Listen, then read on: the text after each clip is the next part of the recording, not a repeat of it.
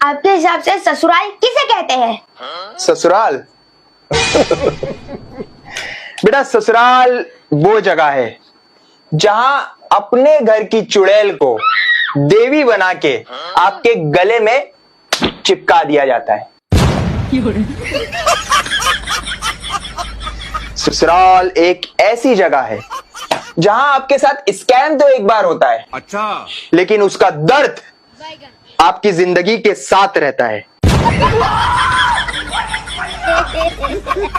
ससुराल एक ऐसी जगह है, अच्छा, जहां दहेज के नाम पे कानूने बताए जाते हैं, कानूने समझाया जाता है, ठीक है, लेकिन दामाद उनको सरकारी नौकरी वाला चाहिए। ससुराल एक ऐसी जगह है जहां पे आपको स्कीम तो एक अच्छी दिखाएंगे, लेकिन प्रोडक्ट कुछ और भेजेंगे।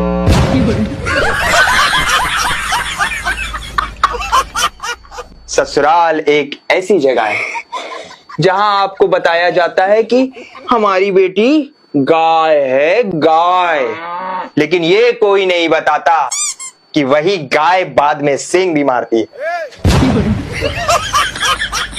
और यही नहीं, और भी है। ससुराल एक ऐसी जगह है जहां बताया जाएगा, बेटा ये अब आपके घर की इज्जत है। वही इज्जत अपने ससुराल में हर किसी एक घर वाले की इज्जत धो डालती है। ससुराल एक ऐसी जगह है।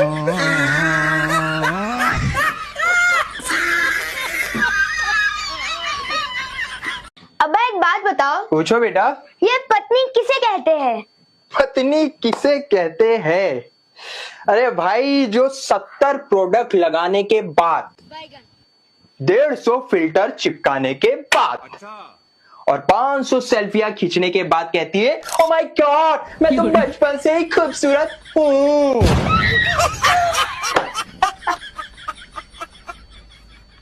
पत्नी, अरे पत्नी उसे कहते हैं जो अपने मायके में एक कमरे में 10 लोग के साथ रहती है, लेकिन ससुराल आने के बाद, ओ माय गॉड, मुझे प्राइवेसी पसंद है। या पत्नी उसे कहते हैं जो अपने मायके में एक चाउमीन का ठेला, चाउमीन का ठेला जो होता है, वहां खड़ी होके, भैया मुझे चाउमीन दो ना करके खाती है, घप घप घप घप। लेकिन जब अपने ससुराल आती है तो कहती है, हाइजीन रहो, हाइजीन बनो, हाइजीन का पाठ सिखाती है हमको। Oh my God. अबे साले, पत्नी उसे कहते हैं जिसकी खुद की गलती होती है, अच्छा, ठीक है, लेकिन पति से लड़ने के बाद स्टेटस लगाती है। क्या लगाती है पता है? बाबा गलती किसी की भी हो, लेकिन सहना तो हम औरतों को पड़ता है। पत्नी अभी और है। पत्नी वो होती है जिनके घर में 555 की बत्तियां होती है, जिससे पूरा घर भर नहाता है मायके में, लेकिन ससुराल आने के बाद, ओ माय गॉड, मुझे शैम्पू चाहिए, मुझे कंडीशनर चाहिए, मुझे फेस वॉश लगाना है, बॉडी लोशन, बॉडी वॉश लगाना है। और ये नहीं, इनके बाद, उसके बाद जो है, इनका टॉवल भी अलग होना चाहिए। पत्नी, अरे मैं तो बोलता हूं कि पत्नी है कि पनौती।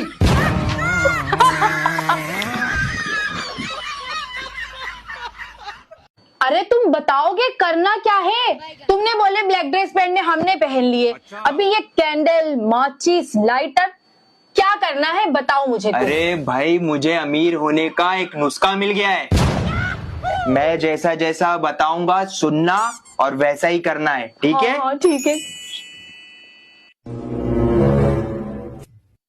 पैसे को आकर्षित करने के प्रोग्राम में आपका स्वागत है। सबसे पहला कदम एक मोमबत्ती जलाना है। याद रहे, मोमबत्ती को माचिस की तिल्ली से जलाना है, लेकिन अगर आपने इसे लाइटर से जलाया है तो आप इसे बुझा नहीं सकते। बुझी हुई मोमबत्ती को दोबारा ना जलाएं, इससे उल्टा प्रभाव पड़ेगा। अगर आपने मोमबत्ती को जलाकर फिर से बुझा दिया है तो इसका और भी बुरा प्रभाव पड़ेगा। जल्दी से अपनी पत्नी से मोमबत्ती को जलवाएं। याद रहे, मोमबत्ती इस बार लाइटर से जलानी है।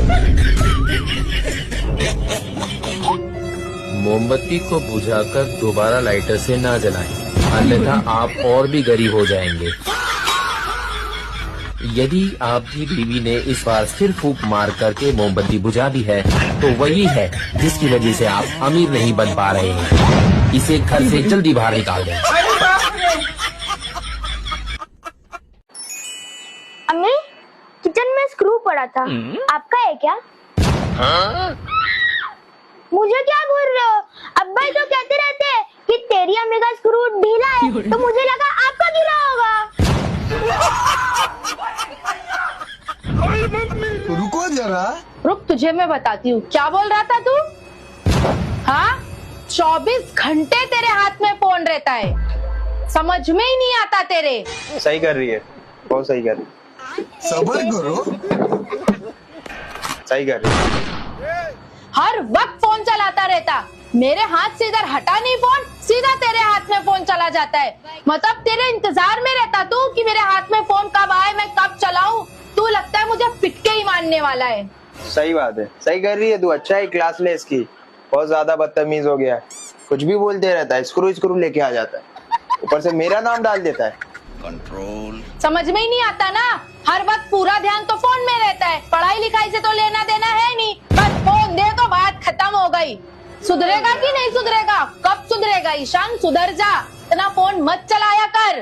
देखो ना, सुना कर।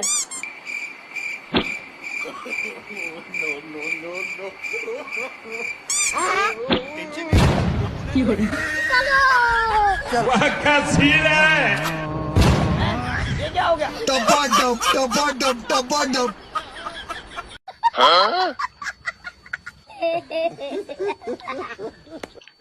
क्या हो गया? ऐसा क्यों देख रही हो? तुम अपने आप को बहुत होशियार समझते हो ना, बहुत इंटेलिजेंट समझते हो। तुमको ऐसा लगता है कि तुम्हारे पास हर सवालों का जवाब है। तो एक काम करो, तुम मेरे एक सवाल का जवाब दे दो मुझे। ठीक है, पूछो।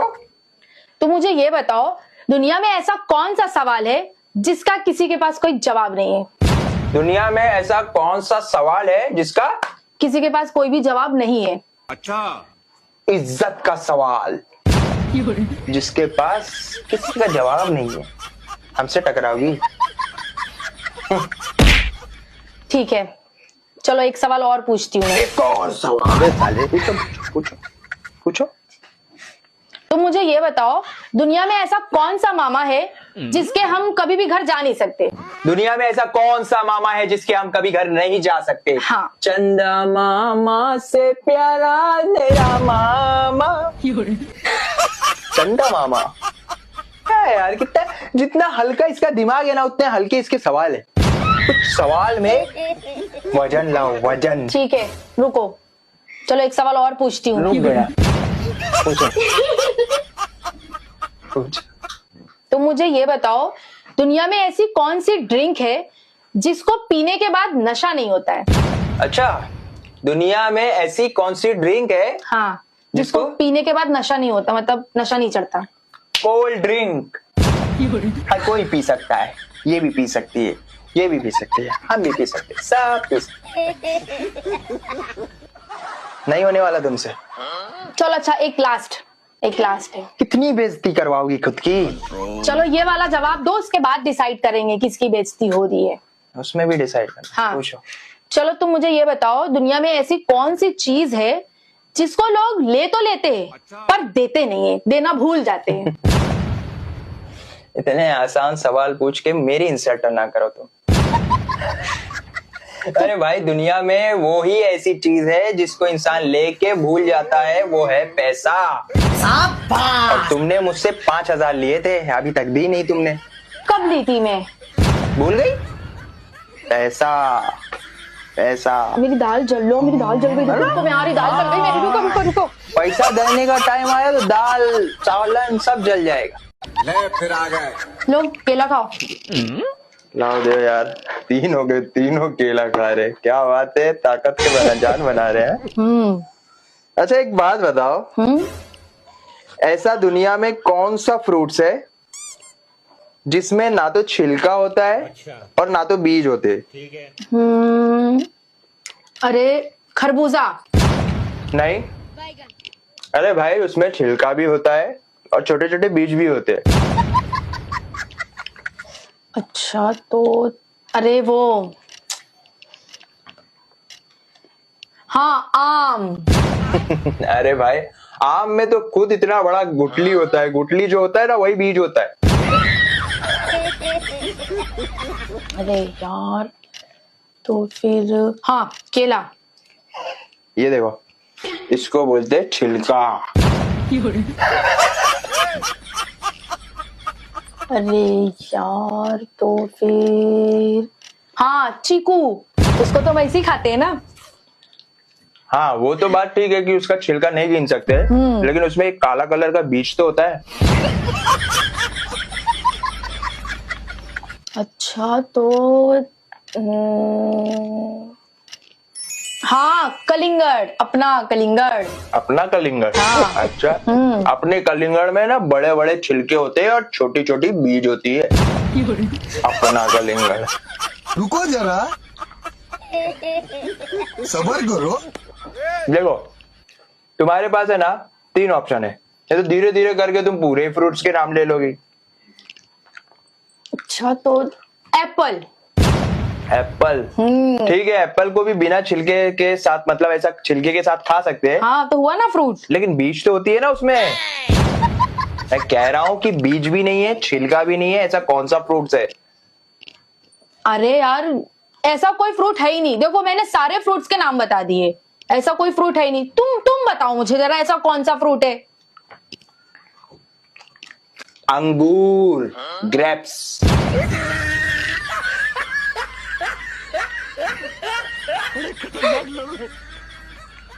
तुम्हारे जवाब देते तक मेरा फ्रूट्स खत्म हो गया। कुछ नहीं हो सकता तुम्हारा, केला लग गया।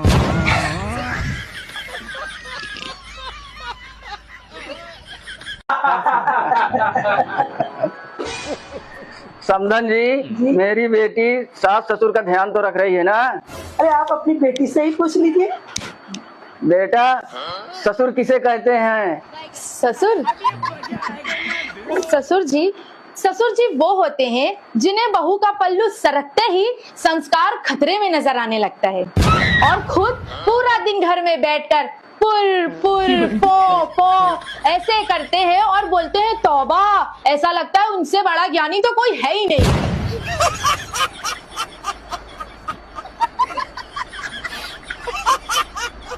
ससुर वो होते हैं जिनकी दहाड़ पूरे मोहल्ले में, पूरे खानदान में गूंजती है और उनकी खुद की बीवी के आगे वो भीगी बिल्ली बन जाते हैं। ससुर वो होते हैं जिन्हें बहू का मोबाइल चलाना गुनाह लगता है, लेकिन उनकी खुद की बीवी सास जो है वो पूरे मोहल्ले में बैठकर चुगलियां करे तो वो उनका हक है।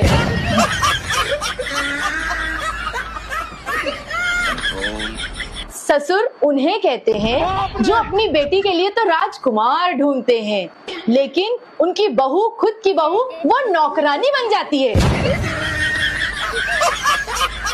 रुको जरा, सबर करो। और इस उल्लू के पट्टे को मैं क्या बताऊं, ये मुझे बोलता है कि ससुर को पापा समझो। अरे इस चिलगोजे को मैं कैसे समझाऊं कि ससुर कभी पापा नहीं बन सकते। अरे जो बेटी अपने पापा के घर में पापा की परी होती है, वो ससुराल में आकर ससुर के आगे कठपुतली बनकर रह जाती है।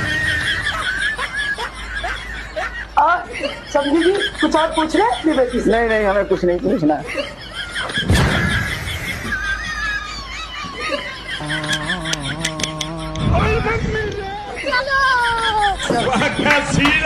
आजकल मैं बहुत डाइटिंग कर रही हूँ। शादी से पहले मैं बहुत मोटी थी ना, लेकिन अब तो मुझे ये बता अब मैं कैसी लग रही हूँ? हाथी। क्या? हाँ थी, तुम शादी से पहले मोटी थी। अच्छा। लेकिन अब तुम काफी पहले से पतली हो गई हो।